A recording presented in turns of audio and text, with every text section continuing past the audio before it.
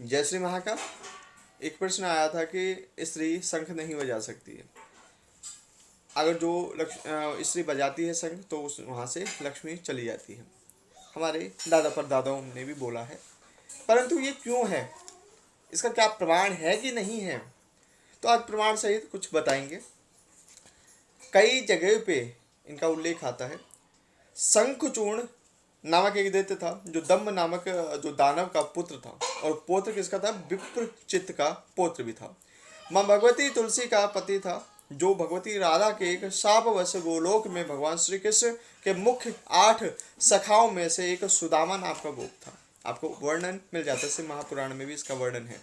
यानी सुदामा नाम का गोलोक में निवास करने वाला एक गोप ही एक राधा जो श्री राधा जी के शापवश एक शंखचूर्ण नामक का एक दानव हुआ, जिसकी हड्डियों से जो शंख व शंख जाति के अन्य जो शंखों की उत्पत्ति हुई। वहाँ से एक श्लोक भी आता है जिसे अस्थि भी सड़क चूर्ण से शंख जाति बभूव है।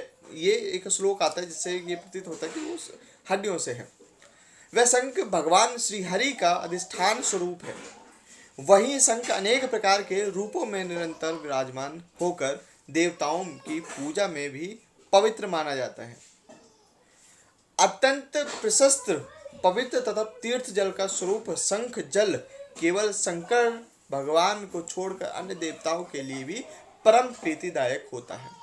इसमें यह नहीं कि इसके शिव को सभी शंखों के नहीं चढ़ते। कुछ शंख ऐसे हैं जिनका जलाभिषेक शिव जी के होता है, वो कभी और बात हम करेंगे। एक बात और ध्यान दीजिएगा, जहाँ शंख की ध्वनि होती है वहाँ लक्ष्मी जी स्थिर हो जाती है, रुक जाती है और सदा विराजमान रहती है। अब कहेंगे कि भैया प्रश्न तो था कि जो लक्ष्मी जी है वो चली जाती है, तो जी हाँ बिल्कुल चली जाती हैं। ऐसा नहीं है कि नहीं जाती है, परंतु वो कहाँ पे जाती है उसे भी हम बताएंगे। जहाँ शंख रहता है वहाँ भगवती श्री हरि विराजमान रहते हैं। वही पर भगवती माँ लक्ष्मी भी निवास करती हैं तथा उस स्थान से सारा का सारा अमंगल भाग जाता है। किंतु एक प्रश्न चिन्ह भी है जो आपने पूछा था, वहीं पे आ रहा। स्त्रियां, ठीक है, विशेष रूप से स्त्रियां, शूद्र, ये जो इनके द्वारा बजाया गया शंख लक्ष्मी जी को भगा देता है। ठीक है, एक में तो ये बताया गया है कि भयभीत कर देता है, रुष्ट कर देता है लक्ष्मी जी को, और वो लक्ष्मी जी वहां से चली जाती है। अर्थात आपके घर से धन धान्य, जो बोलते हैं ना कि धन धान्य से परिपूर्ण हो जाए, तो वो चीज चली जाती है। ठीक है, ये कई पुराणों में इसका उल्लेख आता है, शिव महापुराण में भी उल्लेख आता है और आपको विष्णु पुराण में भी इसका उल्लेख आता है। आप इसमें देख भी सकते हैं, आप ग्रंथों को भी पढ़ेंगे तो आपको उसमें पता चल जाएगा।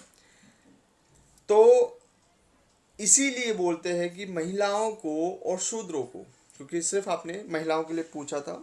अब बहुत लोग पूछेंगे कि भैया आप तो शूद्रों को टारगेट कर रहे हो। भैया हम टारगेट नहीं कर रहे, शास्त्र प्रमाणित है। शूद्र कौन है वो भी हमने बताया था। जो कर्म से है, ठीक है, जो कर्म से शूद्र है वो नहीं कर सकते, ध्यान रखिएगा। तो ये मेरी ख्याल से आप लोगों को क्लियर हो गया होगा, समझ में आ गया होगा कि महिला और शूद्रों को इन चीज़ों का जो शंखनाद है वो नहीं करना चाहिए, नहीं तो आपके घर से माँ लक्ष्मी और भगवती जी रुष्ट होके चली जाएगी। जय श्री महाकाल। मिलते हैं अगली वीडियो में, और ऐसी ही वीडियो आपको मिलती रहे इसीलिए आप सब्सक्राइब जरूर कर दीजिएगा, बेल आइकन को प्रेस कर दीजिएगा और इसे शेयर कर दीजिएगा, जिससे कि दूसरों को भी लाभ मिले और पता चले कि महिलाएं शंख क्यों नहीं बजाती, शूद्र शंख क्यों नहीं बजाते हैं। ठीक है, जिससे कि उन लोगों को भी पता चले और उनके घर से धन ना जाए।